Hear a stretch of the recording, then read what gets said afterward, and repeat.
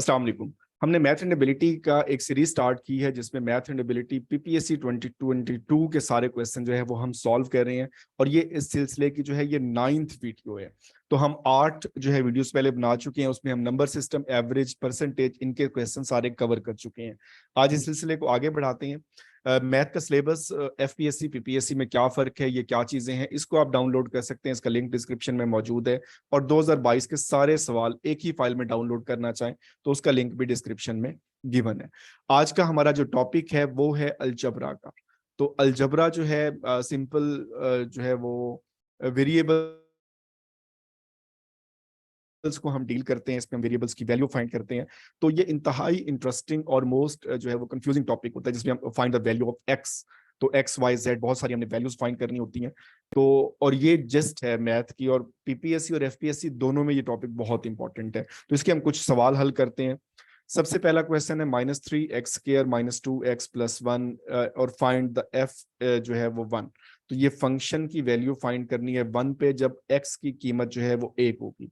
तो सिंपल इसमें एक कीमत पुट कर दें, -2 1 + 1 और -3, ये 1 का 1 ही रहेगा, ये 2 + 1 -3 -2 + 1 -5 + 1 = -4। तो ये सिंपल बॉड मास जो है वो सिंपल नंबर सिस्टम पे चला गया है।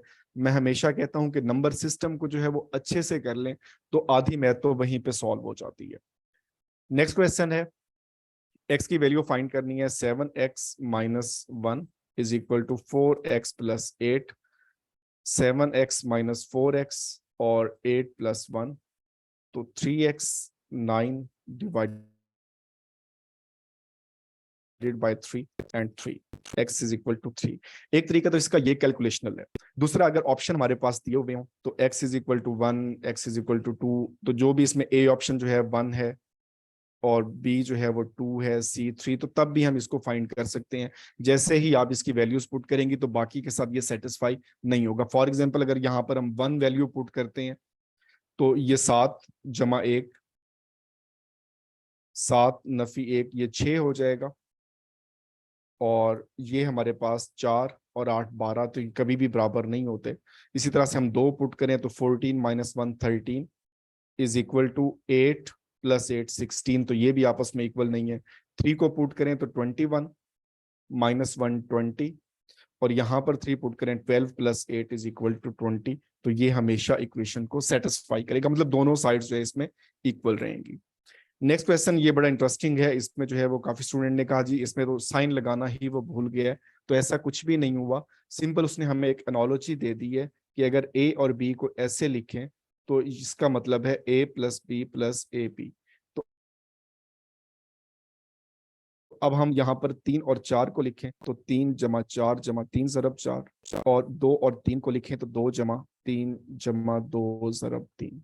इसको तो हम हल कर सकते हैं। 3 और 4 7, और ये 12 19, और ये 6 और 5 11, और फाइनली जो है वो इसमें से इसको हमने माइनस करना है। 19 - 11 = 8। तो इंतहाई इजी सा ये क्वेश्चन था।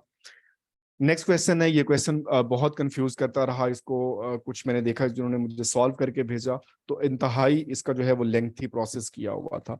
यहाँ पर प्रॉब्लम ये है कि यहाँ पर वेरिएबल 2 दे दिए और पूछा हमसे एक है। If 2x + 3 is into ax - 5 = 12x² + bx - 15, और for all the value of x what is the value of b। तो b की हमने वैल्यू फाइंड करनी है। तो ये साइड तो हमें वैसे ही इसने डिफरेंशिएट करके दी है, तो हमने सिर्फ इस साइड को सॉल्व करना है।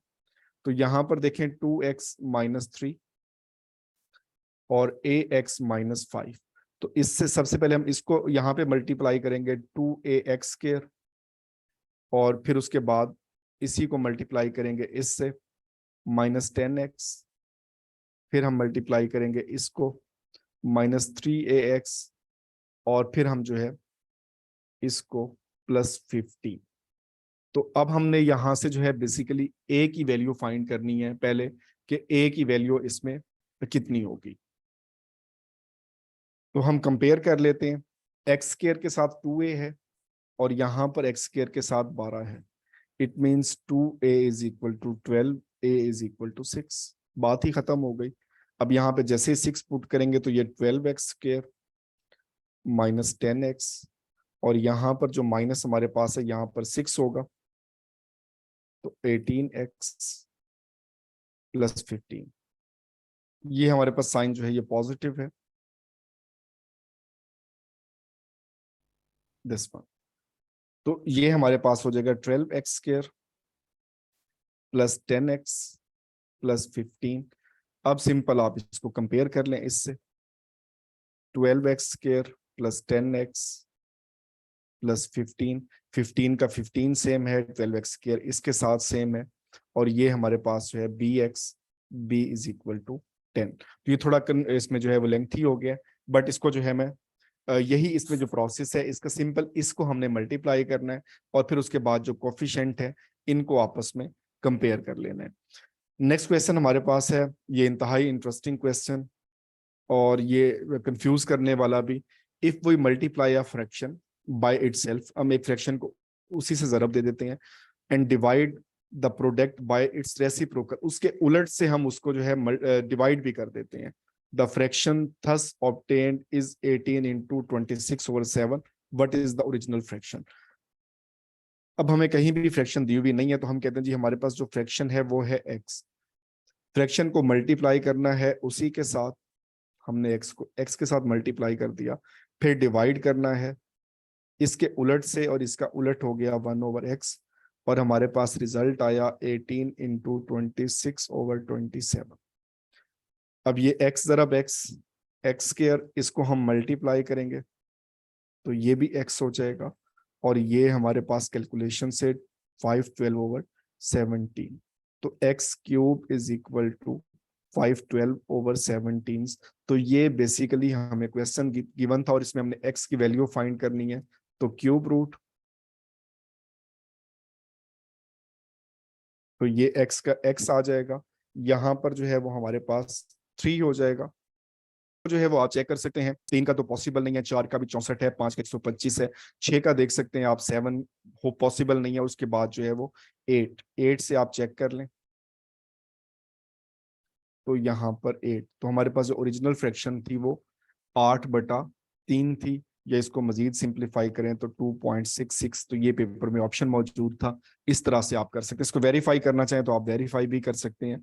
उसके बाद ये लास्ट क्वेश्चन हमारा है अलजबरा के आज की वीडियो का, और ये भी बहुत इंटरेस्टिंग क्वेश्चन है। ए और बी जो है उन दोनों के पास सेम अमाउंट ऑफ मनी थी पहले, लेकिन जो है वो आफ्टर ए गेव बी $50, अब बी को उसने $50 दे दिए और उसके पास जो है 5 टाइम है अब ए से, तो अब ये बताएं कि ए और बी के पास स्टार्ट में कितनी जो है वो रकम मौजूद थी।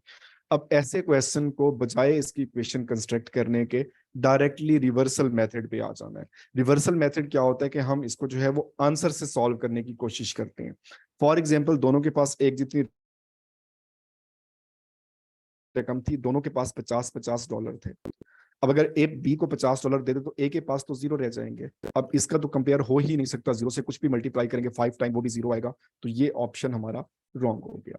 अगर दोनों के पास 75 थे, तो ए के पास 75 थे, बी के पास 75 थे, ए ने जो है 50 बी को दे दिए, तो इसके 50 माइनस हो गए, अब इसके पास बच गए सिर्फ 25 और इसके पास हो गए 125।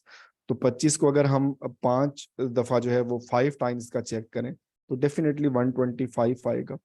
इट मीन इन दोनों के पास जो है रकम 75 थी, जो हमारा करेक्ट आंसर है। लेकिन क्योंकि हम वेरीफाई कर रहे हैं तो हम टिक अभी नहीं करेंगे, हम तीसरे को भी चेक करेंगे कि अगर दोनों के पास $100 रकम होती तो ये 50 देगा, ये 50 ले लेगा, तो इसके पास 50 बच जाएंगे और इसके पास हो जाएंगे 150, और 50 को अगर हम 5 गुना इसका करें तो वो आता है 250, लेकिन यहाँ पर हमारे पास 150 है।